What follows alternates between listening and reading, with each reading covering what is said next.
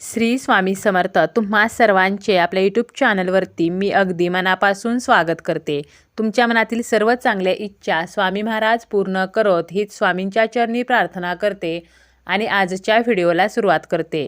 आजच्या व्हिडिओमध्ये आपण पाहणार आहोत ते म्हणजे लक्ष्मीपूजन जे आहे तर ते 1 नोव्हेंबरला आहे। लक्ष्मीपूजनाचा शुभ मुहूर्त काय असणार आहे, तसेच लक्ष्मीपूजनासाठी खास कोणत्या नैवेद्याचा मान असतो आणि या दिवशी कोणत्या वस्तू या घरामध्ये चुकूनही असू नयेत, अन्यथा माता लक्ष्मी आपल्या घरामध्ये आगमन करणार नाही।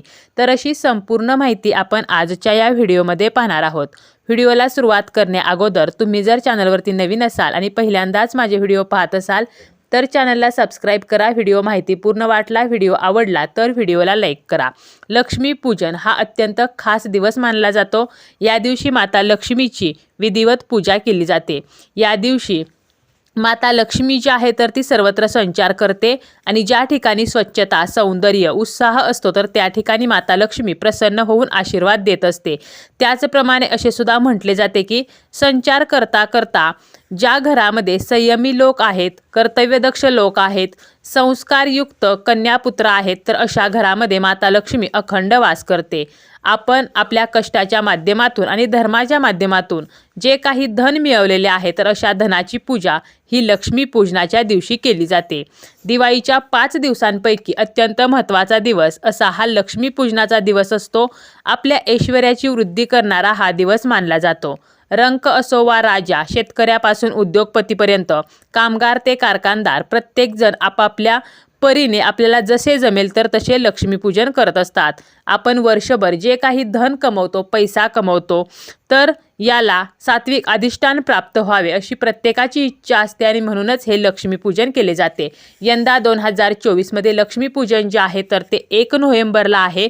बऱ्याच जणांच्या मनामध्ये हा प्रश्न आहे की अमावस्या जी आहे तर ती 31 ऑक्टोबर आणि 1 नोव्हेंबर अशा 2 दिवसांमध्ये आहे, मग नक्की लक्ष्मीपूजन कधी करावे? तर अमावस्या तिथी जी आहे तर ती 31 ऑक्टोबरला दुपारी 3:52 सुरू होणार आहे आणि 1 नोव्हेंबरला सायंकाळी 6:16 संपणार आहे। त्यामुळे लक्ष्मीपूजन जे आहे तर ते आपल्याला 1 नोव्हेंबरलाच करायचे आहे।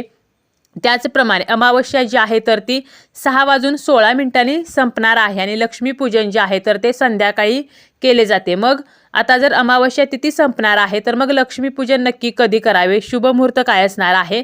तर सर्वसाधारणपणे तसं पाहायला गेलं तर सूर्य जेव्हा मावळतो तर यानंतर 2 तास आणि वर 26 मिनिटे तर असे लक्ष्मीपूजन केले जाते। म्हणजे साधारणपणे 2.5 तासाचा जो कालावधी आहे तर या काळामध्ये लक्ष्मीपूजन केले जाते। आता शुभ मुहूर्त जो आहे तर तो काय आहे तर सायंकाळी 5:36 पासून ते रात्री 8:11 पर्यंत हा लक्ष्मीपूजनाचा शुभ मुहूर्त आहे।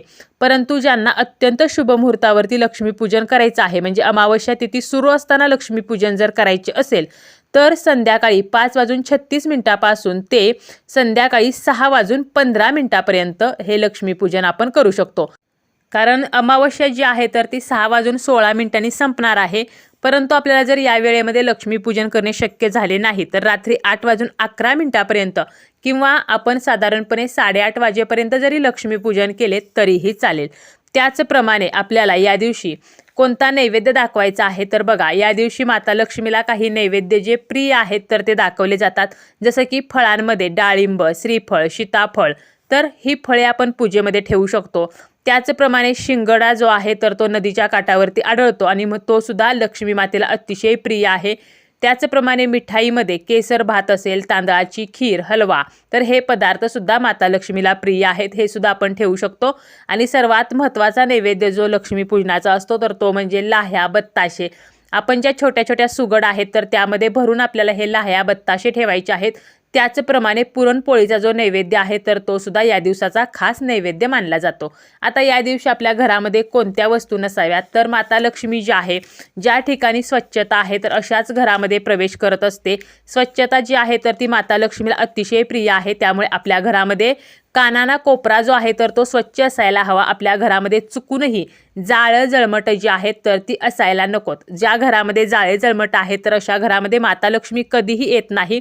कारण जाळं जळमट म्हणजे एक प्रकारची अलक्ष्मी, दारिद्र्य आहे आणि म्हणूनच आपल्याला घरामध्ये चुकूनही जाळं जळमट जे आहे तर ते ठेवायचं नाही. आपल्याला सर्व घरामध्ये स्वच्छता जी आहे तर ती ठेवायची आहे. त्याचप्रमाणे आपण जी पूजा मांडणार आहोत तर यामध्ये कोणत्याही खंडित झालेल्या वस्तू नसाव्यात. जसं की बघा, एखादी समई आहे ती जर गळत असेल किंवा एखादं पूजेचं साहित्य आहे जे तुटलेलं आहे, छिद्र पडलेलं आहे, असं साहित्य आपल्याला चुकूनही वापरायचं नाही. असं साहित्य तुम्ही एका बाजूला ठेवून द्या किंवा घराच्या बाहेर जरी तुम्ही काढून टाकलं तरीसुद्धा चालेल. त्याचप्रमाणे आपल्या घरामध्ये फाटलेली कपडे असतील किंवा तुटलेली भांडी असतील, जसं की तुटलेला तवा असेल किंवा पोळपाट लाटणं असेल किंवा एखादा कप आहे जो आपल्या स्वयंपाकघरामध्ये आहे ज्याचा दांडा फुटलेला आहे परंतु आपण तो कप जो आहे तर तो वापरत आहोत, तर अशा वस्तू आपल्याला घरामध्ये ठेवायच्या नाहीत. कारण यामुळे सुद्धा माता लक्ष्मी जी आहे तर ती आपल्या घरामध्ये येत नाही. कारण खंडित झालेल्या वस्तू किंवा तुटक्या फुटक्या ज्या वस्तू आहेत तर त्या आपण जर घरामध्ये ठेवल्या तर वास्तुशास्त्रानुसार याचे दोष जे आहेत तर ते निर्माण होत असतात. आपल्या घरामध्ये मग कधीही शांतता राहत नाही. कारण ह्या ज्या वस्तू आहेत म्हणजे ज्या तुटक्या फुटक्या आहेत तर त्या आपल्या घरामध्ये दारिद्र्य घेऊन येतात, नकारात्मकता आणतात. त्यामुळे तुटक्या फुटक्या वस्तू आपल्याला ठेवायच्या नाहीत. त्याचप्रमाणे जर तुटलेला झाडू असेल, बघा लक्ष्मीपूजनाच्या दिवशी आपण केरसुणीची पूजा करत असतो. केरसुणीला लक्ष्मी स्वरूप मानून तिची पूजा करत असतो. परंतु आपला जो जुना झाडू आहे तो जर खराब झालेला असेल, तुटलेला असेल तर असा झाडू सुद्धा आपल्याला घरामध्ये ठेवायचा नाही. त्याचप्रमाणे आपले चप्पल बूट जर खराब झालेले असतील, तुटलेले असतील तर ते सुद्धा तुम्हाला लक्ष्मीपूजनाच्या दिवशी घरामध्ये ठेवायचे नाहीत.